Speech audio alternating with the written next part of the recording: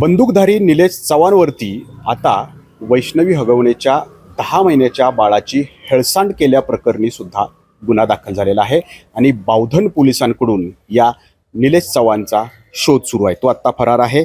आत्ता आपल्यासोबत वैष्णवीचे काका मोहन कसपटे आहेत। तुम्हीच खरं तर ते बाळ आणायला गेलेला होता। पहिल्या दिवसापासून तुम्ही या सगळ्या घटनेचे साक्षीदार आहेत। आता बाळाची हेळसांड केल्याप्रकरणी पोलिसांनी गुन्हा दाखल केलेला आहे। आता पोलिसांनी गुन्हा दाखल केला, मला वाटतं आता 2-4 दिवस झाले याला। पण आता आमचा विषय असा आहे की ज्या दिवशी पहिल्यांदा त्यांना कल्पना दिली त्यावेळेस त्याला जर अटक केली असती तर तो पळाला नसता। आज कुठे गेलाय, पळालाय, त्याचा शोध पोलिसांनी लवकरात लवकर घ्यावा।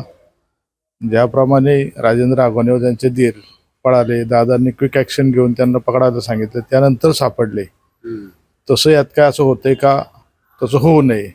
म्हणजे काल उपमुख्यमंत्री अजित पवार इथं आले, त्यांनी सांगितलं निलेश चव्हाणला अटक केला, मग पोलीस जागे झाले। हो, असं दादांच्या आदेशानेच होते का काय होते, पण तो पोलिसांनी तत्परता दाखवून त्याला लवकरात लवकर पकडावे, म्हणजे आपल्या तपासालाही गती येईल असं मला वाटतं।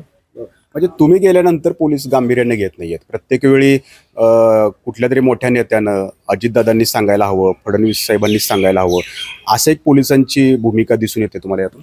असंच थोडंसं जाणवतंय ते वरिष्ठांकडून थोडंसं आल्याच्या नंतर लवकर ॲक्शन होते, सर्वसामान्यांकडून गेल्यानंतर थोडा विलंब होते असं जाणवतंय, नाही तर तो पळाला नसता।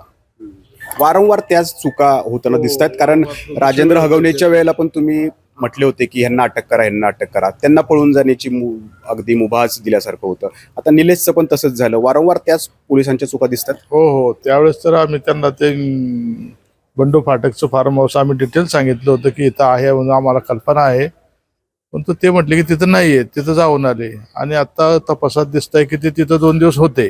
म्हणजे तुम्ही लोकेशन दिलं होतं बंडू फाटकच्या येत आहेत? आम्ही लोकेशन सांगितलं होतं त्यांना। आम्ही लोकेशन सांगितलं की बंडू फाटकच्या बंगल्यावरती जवळमध्ये ते आहेत। साहेबांनी म्हटले की चौकशी केली तर तिथं नाहीये, म्हणजे आम्हाला आणि आता तपासांती समजते की ते तिथं खरंच होते, म्हणजे आमची बातमी अगदी 100% खरी होती, यालाही पुष्टी मिळते। म्हणजे गुन्हेगारांना मोकट होण्यासाठीच काही पोलिसांचे प्रयत्न सुरू आहेत का? आता असं काही असू शकतं याच्यावरून वाटतंय थोडंसं। आता थोडंसं सहकार्य करावं साहेबांनी, मागचं झालं ते जाऊ द्या, परंतु पुन्हा दुसऱ्यांदा अशी चूक होऊ नये।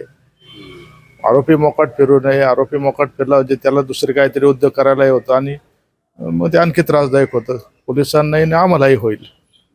तर पोलीस त्याच चुका वारंवार करत असल्याचं या ठिकाणी कसपटे कुटुंबीय त्याकडे बोर्ड दाखवत आहे, कारण त्यांना तसे अनुभव सुद्धा आलेले आहेत। जेव्हा वरून म्हणजे मुख्यमंत्री देवेंद्र फडणवीस, उपमुख्यमंत्री अजित पवार यांनी आदेश दिल्यानंतरच पोलिसांचे पावलं उचलली जातात।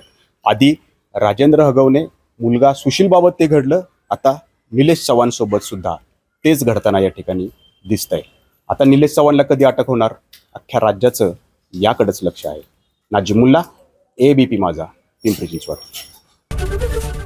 ABP माझा, उघडा डोळे बघा नीट।